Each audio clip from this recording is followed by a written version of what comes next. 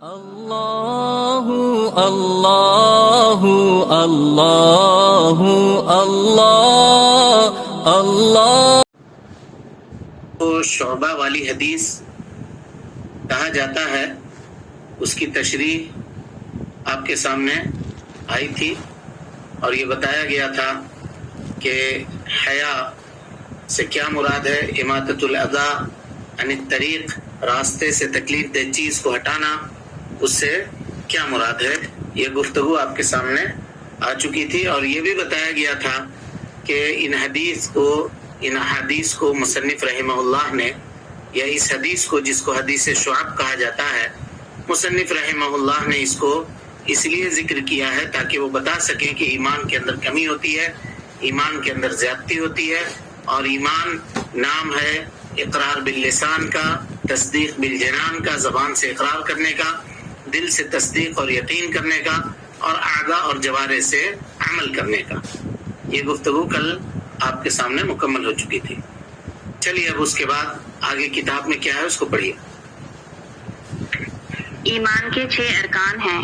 ایمان کے 6 ارکان ہیں۔ ایمان کے 6 ارکان ہیں۔ اللہ پر ایمان لانا۔ بس ایمان کے 6 ارکان ہیں۔ ارکان کی گفتگو آپ کے سامنے ہو چکی تھی۔ ارکان کس کو کہتے ہیں؟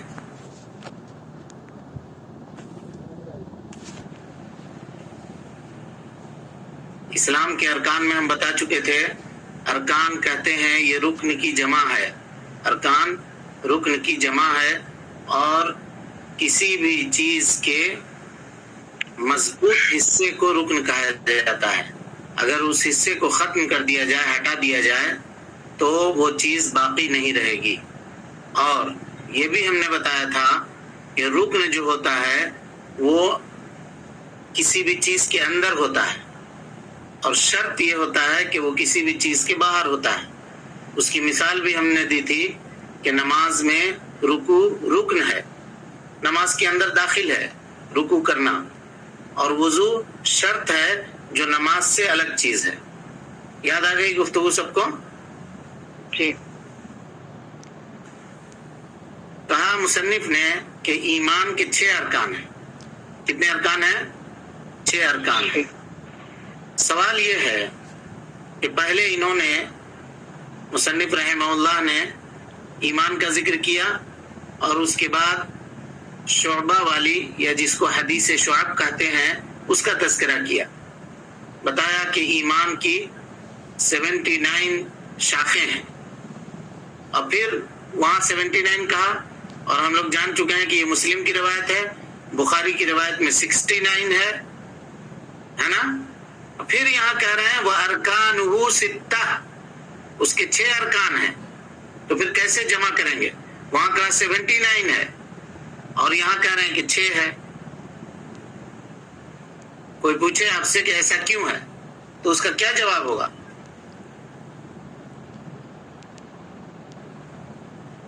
یہ ارکان ہے، وہ شعبہ۔ بولیے۔ یہ ارکان ہے اور وہ شعبہ ہے، شعبہ ہے، یہی نا؟ اس کا ہونا لازمی ہے، ضروری ہے، اس میں اس کا ہونا لازمی ہے۔ اور کوئی صحیح جواب ہے، لیکن جواب اس طرح سے دیا جائے گا۔ دیکھیے جواب سمجھیے اس کا۔ ایمان جس کا نام عقیدہ ہے، اور جو عمل قلب ہے، دل کا عمل ہے، جس کی تصدیق ضروری ہے، اس کے اصول 6 ہیں۔ اس کے کتنے اصول ہیں؟ 6 ہیں۔ یعنی ایمان تصدیق کے معنی میں جو دل کا عمل ہے، اس کے 6 اصول ہیں۔ یہ سمجھ میں آ گئی بات؟ وَأَرْكَانُهُ 6، اس کے 6 ارکان ہیں۔ کہنے کا مطلب یہ ہے کہ وہ ایمان، یعنی ایمان، اس کا نام تصدیق ہے۔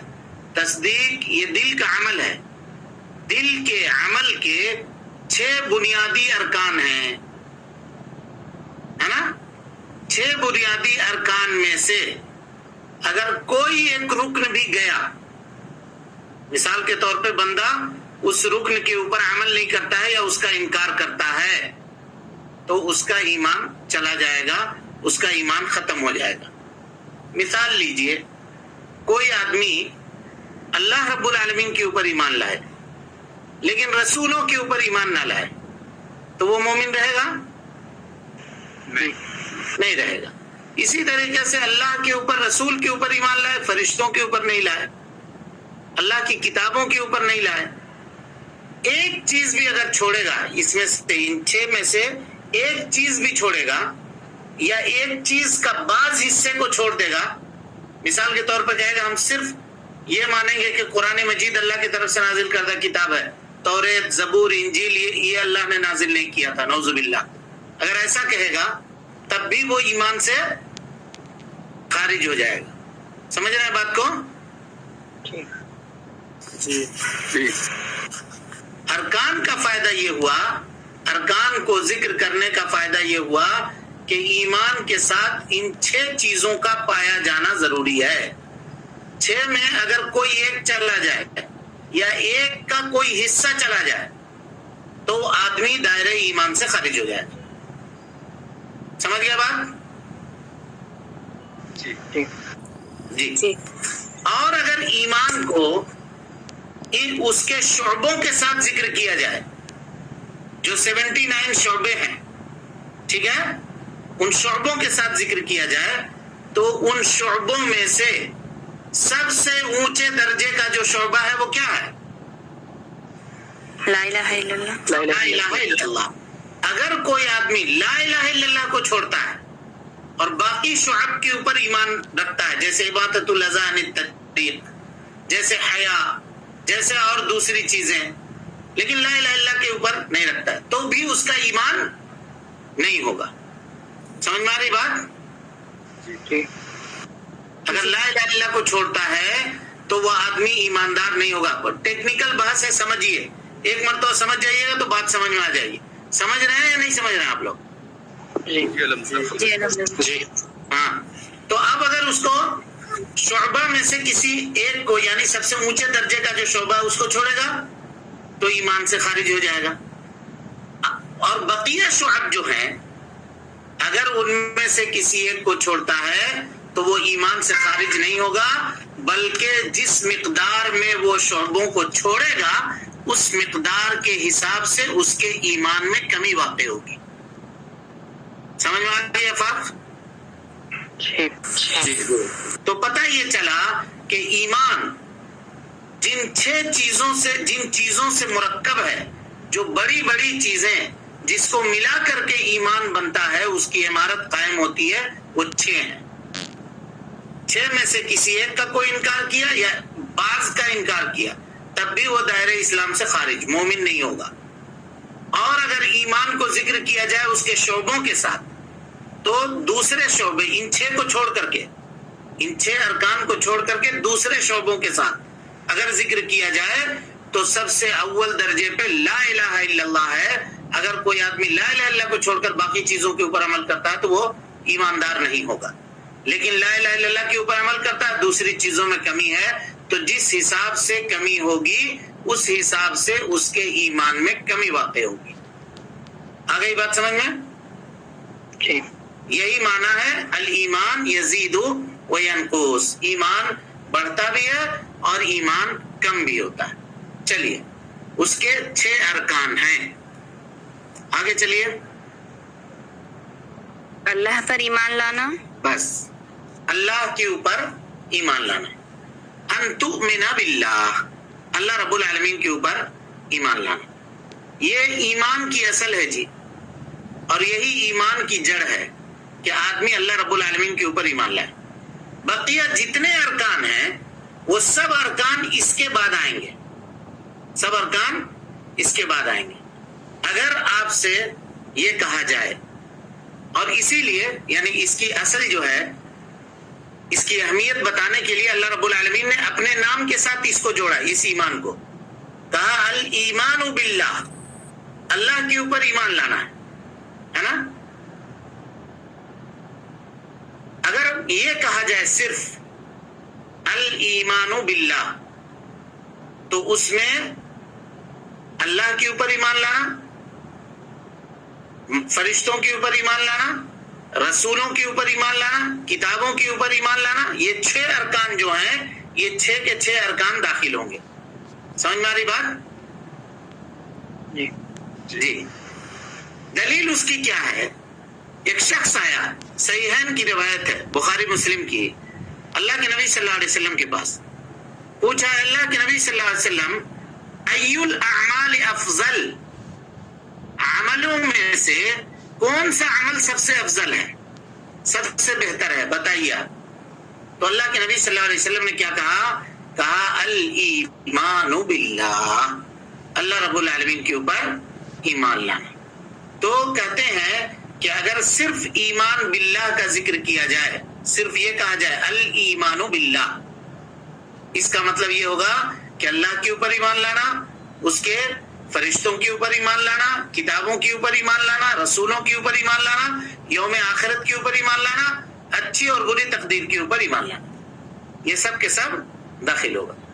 شیخ ابن باز رحمۃ اللہ علیہ کہتے ہیں کہ اگر ایمان باللہ مطلق ذکر کیا جائے، صرف یہ کہا جائے کہ ایمان باللہ جیسے حدیث میں ذکر تھا، یا یہ کہا جائے ایمان باللہ و برسولہ، یہ کہا جائے، تو اس میں وہ ساری عبادتیں داخل ہوں گی جو اللہ اور اس کے رسول نے اپنے بندوں کے لیے مشروع قرار دیے ہیں، چاہے اس کا تعلق نماز سے ہو، چاہے زکوٰۃ سے ہو، چاہے روزہ سے ہو، چاہے حج سے ہو، چاہے فرشتوں کے اوپر ایمان ہو، کتابوں کے اوپر ایمان ہو، نبیوں کے اوپر ایمان ہو، یوم آخرت کے اوپر ایمان ہو، اچھی اور بری تقدیر کے اوپر ایمان ہو.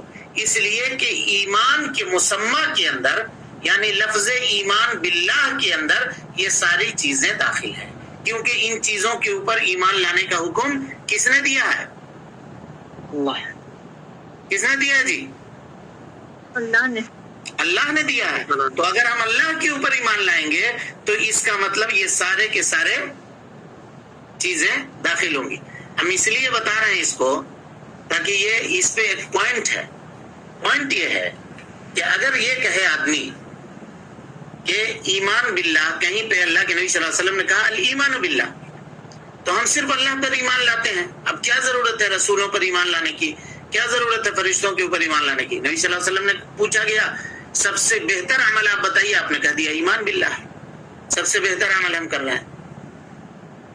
تو اس کا جواب یہ ہے کہ اگر مطلق کہیں پہ ایمان باللہ کا ذکر ہو تو اس میں اسلام کی شریعت کی جتنی عبادتیں ہیں وہ سب کے سب داخل ہو. ٹھیک ہے؟ لیکن اگر ایمان باللہ کو ان 6 ارکان کے ساتھ ذکر کیا جائے، جیسا کہ حدیث جبریل میں ہے، حضرت جبریل نے سوال کیا نبی صلی اللہ علیہ وسلم سے ایمان کیا ہے، تو آپ نے کہا ان تؤمن باللہ، اللہ کے اوپر ایمان لاؤ، وملائکتہ وکتبہ ورسلہ والیوم الآخر وتؤمن بالقدر خیرہ وشرہ، اچھی اور بری تقدیر کے اوپر ایمان لاؤ، یہ کہا. تو یہاں پر پھر ایمان باللہ کا معنی دوسرا ہوگا. ایمان باللہ کو اگر یہ ان 6 ارکان کے ساتھ ذکر کیا جائے تو یہاں پر ایمان باللہ کا معنی دوسرا ہوگا. سمجھ میں آ رہا ہے جی سب کو؟ جی. جی الحمدللہ. ہاں، ایمان باللہ کا معنی دوسرا ہوگا. کیسے دوسرا ہوگا؟ دیکھیے یہاں پر معنی ہوگا کہ ان تؤمن بوجود اللہ، اللہ کے وجود کے اوپر ایمان لانا، اللہ رب العالمین کے وجود کے اوپر ایمان لانا، اس کی ربوبیت کے اوپر ایمان لانا، اس کی الوہیت کے اوپر ایمان لانا، اس کے اسماء اور صفات کے اوپر ایمان لانا.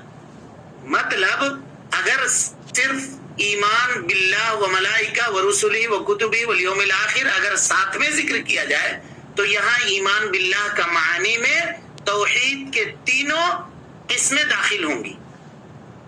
توحید کے تینوں قسمیں داخل ہوں گی. سمجھ میں آ گئی بات؟ جی. جی. جیسے کوئی آدمی آپ سے پوچھے، مثال سے ابھی بات آپ کو سمجھ میں آ جائے گی. کوئی آدمی آپ سے پوچھے ایمان باللہ کا کیا مطلب ہے؟ صرف یہ سوال کیا تو آپ کیا کہیے گا اس وقت؟ کہیے گا ایمان باللہ کا مطلب ہے اللہ پر ایمان لانا، اس کے رسولوں پر ایمان لانا، اس کے فرشتوں پر ایمان لانا، کتابوں پر ایمان لانا، مرنے کے بعد زندہ ہونے کے اوپر ایمان لانا، اچھی بری تقدیر کے اوپر ایمان لانا، نماز پڑھنا، روزہ رکھنا، حج کرنا، زکوٰۃ دینا، راستے سے تکلیف دہ چیزوں کو ہٹانا، حیا کرنا، یہ ساری چیزیں داخل ہوگی۔ سمجھ میں آ گئی بات؟ جی۔ اور اگر کوئی آپ سے پوچھے اللہ تعالیٰ نے یا اللہ کے نبی صلی اللہ علیہ وسلم نے فرمایا ان تؤمن باللہ وملائکتہ وکتبہ ورسلہ والیوم الآخر وتؤمن بالقدر خیرہ وشرہ، یہاں پہ ایمان باللہ کا کیا معنی؟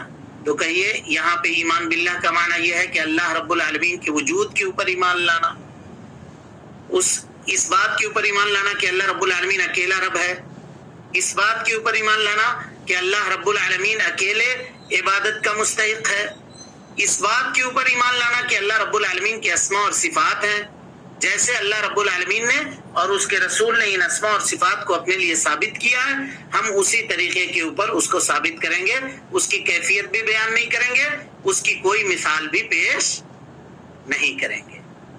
بات کلیئر ہوئی؟ واضح ہو گیا معاملہ یا نہیں ہوا؟ جی جی شیخ، سب کو کلیئر ہے جی؟ ٹھیک ہے الحمد جی اچھی بات۔ اب آئیے، اب یہ بتائیے کہ اللہ تعالیٰ کو ہم کیسے پہچانیں گے؟ ان تؤمن بوجود اللہ، اللہ کے وجود کے اوپر ایمان لانا، تو کیسے جانیں گے؟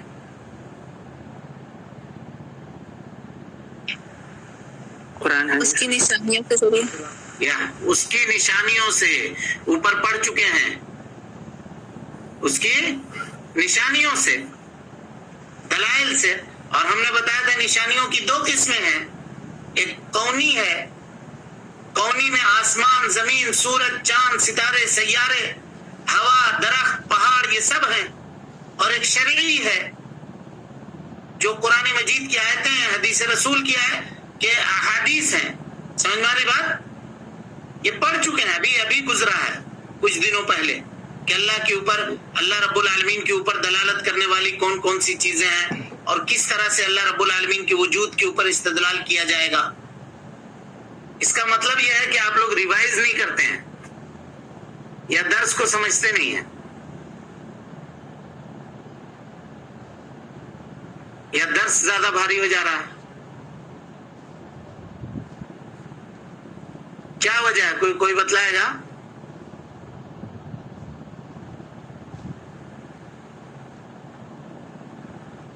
بولیے۔ نہیں سمجھ آتی ہے۔ میں گزشتہ سوالوں کا ہم جب جواب پوچھتے ہیں، ابھی قریب میں پڑھے ہوتے ہیں، تو اس کو کیوں نہیں کوئی بتا پاتا؟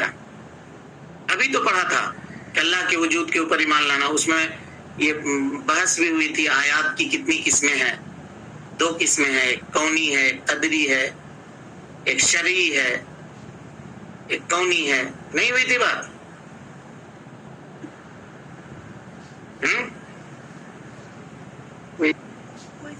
بولیے۔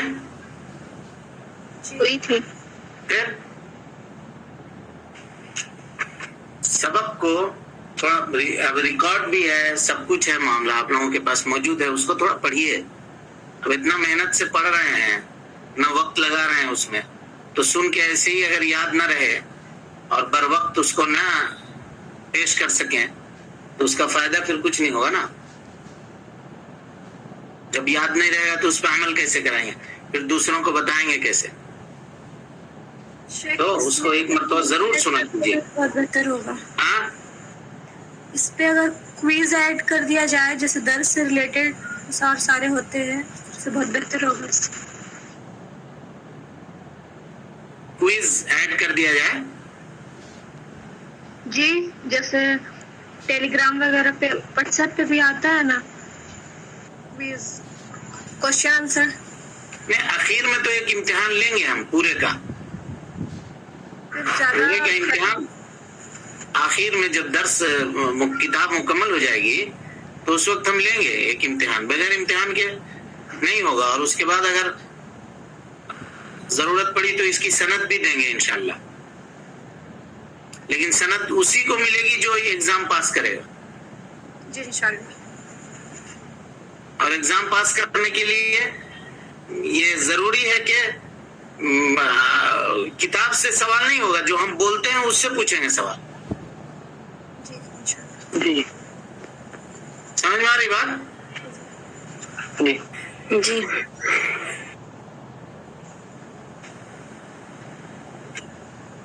تو اللہ رب العالمین کے وجود کے اوپر دلالت کرنے والی اس کی آیات ہیں.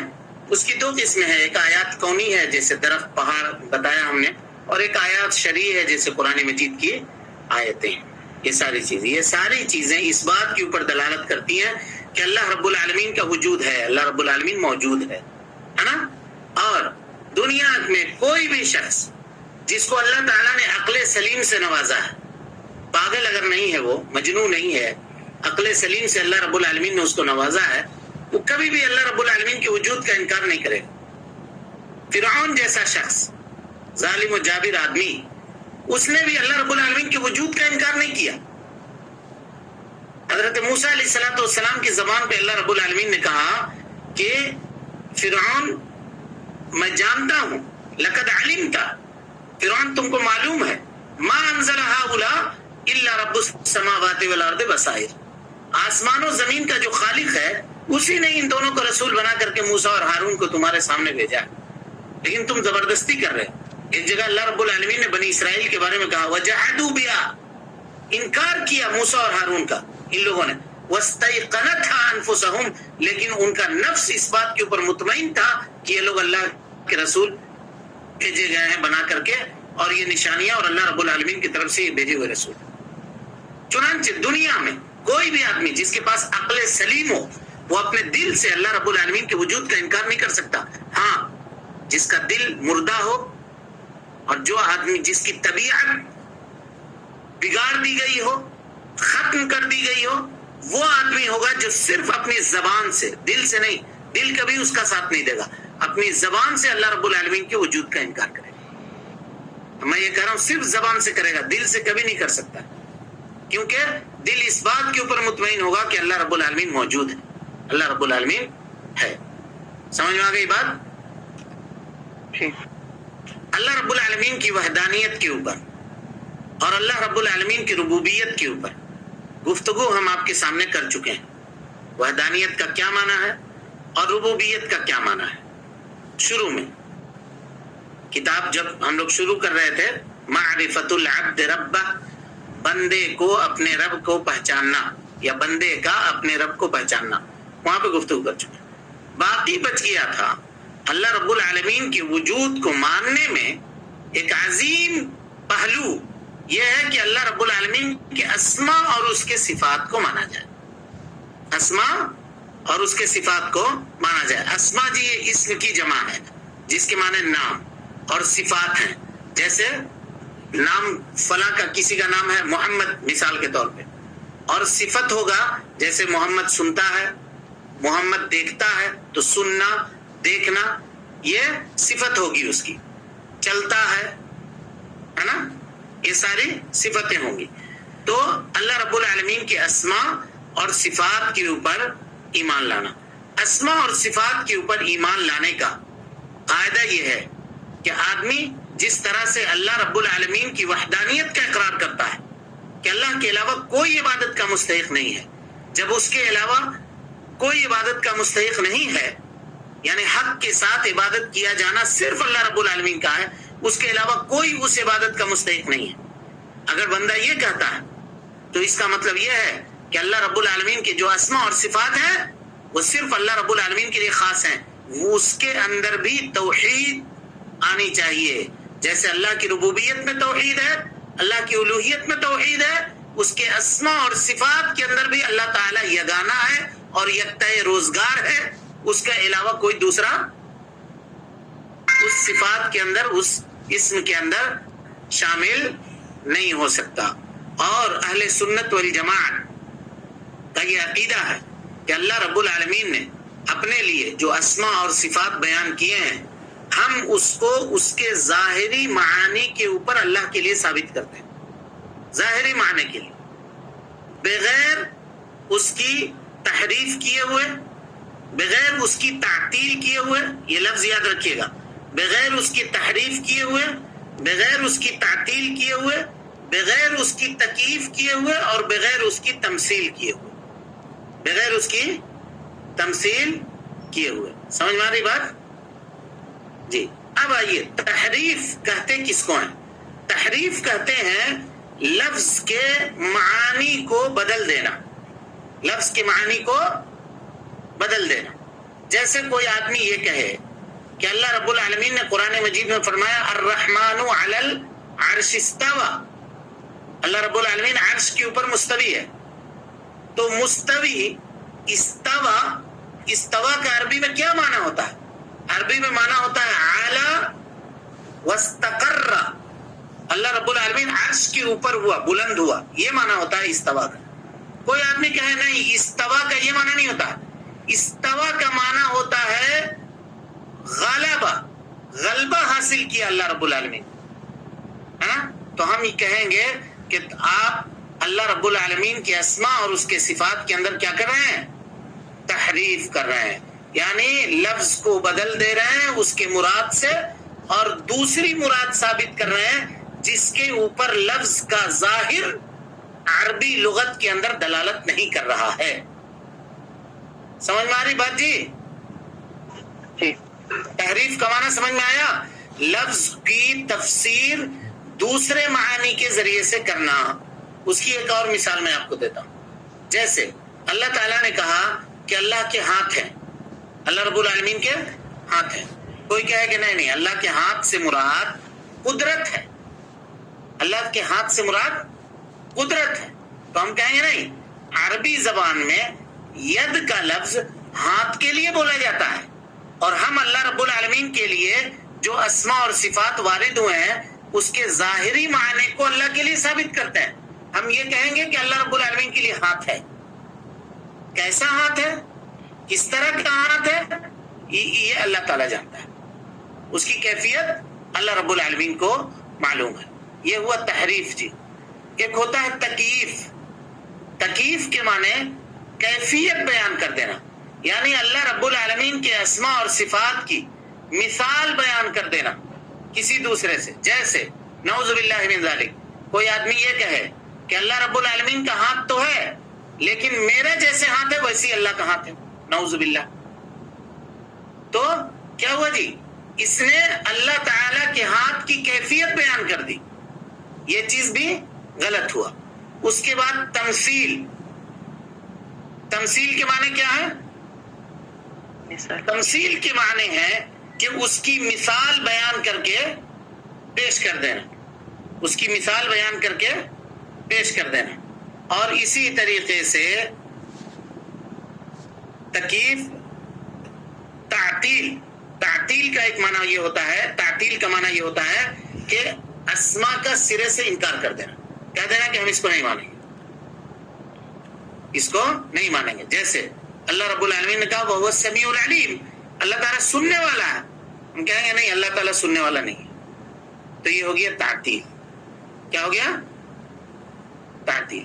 اہل سنت والجماعت کا یہ عقیدہ ہے کہ اللہ رب العالمین کے جتنے اسماء اور صفات قرآن مجید میں اور حدیث مصطفیٰ صلی اللہ علیہ وسلم میں وارد ہوئے ہیں، ان کا جو ظاہری معنی ہے ہم اس معانی کے اوپر اللہ رب العالمین کے لیے ان چیزوں کو ثابت کریں گے. رہی بات اس کی کیفیت کیا ہے، اس کی کیفیت کا علم اللہ رب العالمین کے حوالے کریں گے، اور اس کے قرید میں، اس سے چھیڑخانی کرنے میں، اس کے تعلق سے سوال کرنے میں ہم پیچھے نہیں پڑیں گے. اس کے تعلق سے ہم پوچھیں گے نہیں، اور اس کے تعلق سے ہم سوال بھی نہیں کریں گے، اس کا حق ہم کو نہیں ہے. یہ اللہ رب العالمین کے اسماء اور صفات کے تعلق سے گفتگو تھی مختصر، جو ہم نے آپ کے سامنے رکھا. اللہ رب العالمین کا ارشاد ہے وَلِلَّهِ الْأَسْمَاءُ الْحُسْنَى، اللہ رب العالمین کے بہت سارے بہترین نام ہیں. فَادْعُوهُ بِهَا، تم ان ناموں کے ذریعے سے اللہ رب العالمین کو پکارو، اللہ رب العالمین کو پکارو. وَذَرُوا الَّذِينَ يُلْحِدُونَ فِي أَسْمَائِهِ، اور ان لوگوں کو چھوڑ دو جو اللہ رب العالمین کے ناموں میں الحاد کرتے ہیں. مطلب یہ ہے کہ حق معانی کو پھیر کر کے باطل معنی پیش کرتے ہیں، الہاد کرتے ہیں. سیجزون ما کانوا یعملون، قیامت کے دن اللہ رب العالمین ان کے عملوں کا بدلہ ان کو عطا کرے گا، ان کے عملوں کا بدلہ ان کو عطا کرے گا. اور 1 منٹ میں ایک اور بات کہا کہ اسماء و صفات کے چیپٹر کو کلوز کرتے ہیں. اللہ رب العالمین نے قرآن مجید میں فرمایا لیس کمثلہ شیء وہو السمیع البصیر، اللہ رب العالمین کے جیسا کوئی بھی نہیں ہے. یہ جو لوگ اللہ رب العالمین کی مثال بیان کرتے ہیں، ممثلہ جن کو کہا جاتا ہے، ان کے اوپر رد ہے. وہو السمیع البصیر، اللہ رب العالمین سننے والا بھی ہے، دیکھنے والا بھی ہے. یہ معطلہ کے اوپر رد ہے جو اللہ رب العالمین کی صفتوں کا انکار کرتے ہیں. درمیانہ گروپ اہل سنت والجماعت کا ہے، وہ یہ کہتی ہے کہ اللہ رب العالمین نے، اہل سنت والجماعت کا یہ کہنا ہے کہ اللہ رب العالمین نے جو اسماء اور صفات اپنے بیان کیے ہیں، یا جو جناب محمد رسول اللہ صلی اللہ علیہ وسلم نے بیان کیے ہیں، ان کا جو ظاہری معنی عربی زبان کے اندر ہوتا ہے، ید کے معنی ہاتھ ہوتا ہے، اور دیکھنا آدمی آنکھ سے دیکھتا ہے نا، اور اسی طریقے سے ہنسنا، بولنا، خوش ہونا، یہ سب اللہ رب العالمین کے صفات ہیں. ہم ان صفتوں کو اسی معانی کے اوپر اللہ کے لیے ثابت کریں گے، لیکن اس کی کیفیت کیا ہے اس کا علم اللہ رب العالمین کے حوالے کریں گے. اس کا علم اللہ رب العالمین کے حوالے کریں گے. اللہ تعالیٰ سے دعا ہے کہ اللہ تعالیٰ ہمیں اور آپ کو یہ اسماء اور صفات کے تعلق سے گفتگو ختم ہوئی. یہاں پہ ایک اور جملے کو جوڑ لیجئے. اللہ رب العالمین کے اوپر، اللہ کے وجود کے اوپر ایمان لانے کا مطلب یہ ہوا کہ اللہ تعالیٰ کی ربوبیت کے اوپر، اس کے اسماء و صفات کے اوپر بندہ ایمان لائے، اس کے الوہیت کے اوپر، اور اس کے اکیلا معبود برحق ہونے کے اوپر بندہ ایمان لائے. جب یہ ایمان بندے کے دل میں راسخ ہو جائے گا تو اللہ رب العالمین سے جیسے ڈرنے کا حق ہے ویسا ڈرے گا، اللہ رب العالمین سے جیسے امید رکھنے کا حق ہے ویسا وہ امید رکھے گا، اور عمل کے میدان میں اللہ رب العالمین اس کو سرخرو اور کامیاب کرے گا. اب اس کے بعد کل کے درس میں انشاءاللہ ایمان بالملائکہ کے تعلق سے آپ کے سامنے گفتگو ہوگی. اللہ رب العالمین سے دعا ہے کہ اللہ تعالی ہمیں اور آپ کو حسن عمل کی توفیق دے، ہماری اصلاح فرمائے، جب تک زندہ رکھے، دین اسلام پہ زندہ رکھے، اور جب اٹھائے ایمان پہ اٹھائے. آمین. وآخر دعوانا الحمدللہ رب العالمین. اللہ اللہ اللہ اللہ اللہ اللہ